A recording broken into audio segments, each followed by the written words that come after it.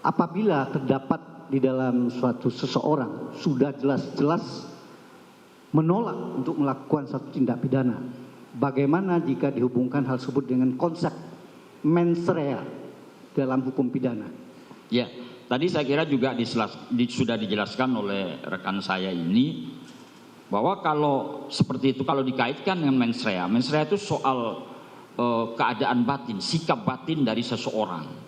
Ya, sikap batin dari seseorang itu bisa dibuktikan bagaimana kalau kita ingin melihatnya, yaitu dalam tindakan-tindakan. Tadi itu dikatakan ini menyangkut juga pada pengertian Dunplegen misalnya. Itu berbuat. Dunplegen itu alat yang digunakan itu harus berbuat. Jadi dia harus punya tindakan. Dan Dunplegen itu, di dalam Dunplegen itu alat tadi itu tidak bisa dijatuhi atau dipertanggungjawabkan secara pidana. Makanya ini sudah dikaitkan pula nanti misalnya apakah di situ ada perintah jabatan, overmah, kemudian orang yang tidak mampu bertanggung jawab dan sebagainya itu. Nah, itu adalah implementasi. Adalah perbuatan, misalnya terjadi penolakan, yaitu pasti berkaitan dengan sikap batin seseorang. Nah, itu dasarnya di situ. Kalau ini fakta, dia sudah mendengar, walaupun dia masih ragu dilakukan apa terhadap seseorang yang disebut. Kemudian karena dia masih pegawai, dia masih terikat dengan kuasa relasi, kemudian dia memanggil.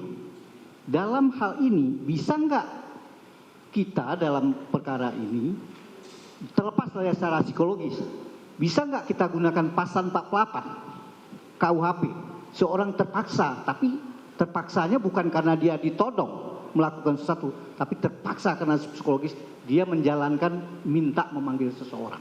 Walaupun dia masih ragu melakukan apa, karena belum ada yang dia jelaskan atau apa di mana, belum sampai sejauh itu. Ya. Jadi tadi sudah saya jelaskan kembali lagi di awal. Kalau menyuntukkan pasal 55 itu ditentukan dulu, kapasitasnya dulu. Oh, ini sebagai Dunplegen, ini sebagai medepleger. Konsepnya medepleger itu apa? Nah, itu dibaca. Pertama kali acuannya adalah normativitas. Misalnya di pasal itu sendiri. Kalau itu tidak cukup menjelaskan, dicari di penjelasan.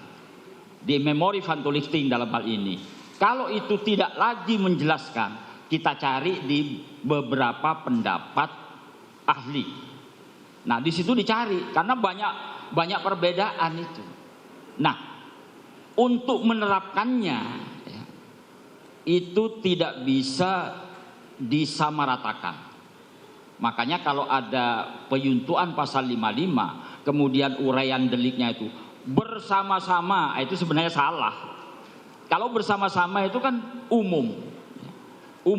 Konsep dari medepleger, Dunpleger semua itu harus dikaitkan langsung dengan kasus per kasus, case by the case. Karena pasal boleh sama didakwakan, tetapi fenomena kasus pasti beda-beda. Karena itu harus hati-hati dan cermat. Oh, ini medepleger, sudah kita pastikan medepleger. Ya sudah, konsep medepleger harus kita gunakan. Terus peristiwanya bagaimana? Yang sesungguhnya, case by case.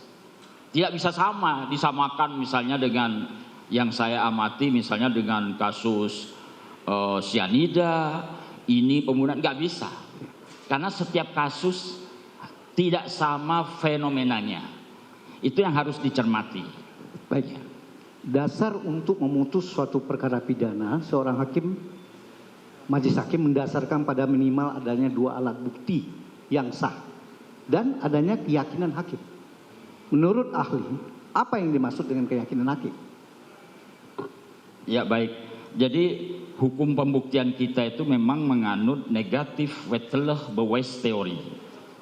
Jadi teori negatif perundang-undangan yang kemudian teori ini dinormatifkan di dalam pasal 183 KUHP. Di situ jelas normativitasnya. Hakim tidak boleh memidana. Nah, ini berarti negatif. hakim tidak boleh memidana kecuali setidak-tidaknya berdasarkan dua alat bukti yang sah dan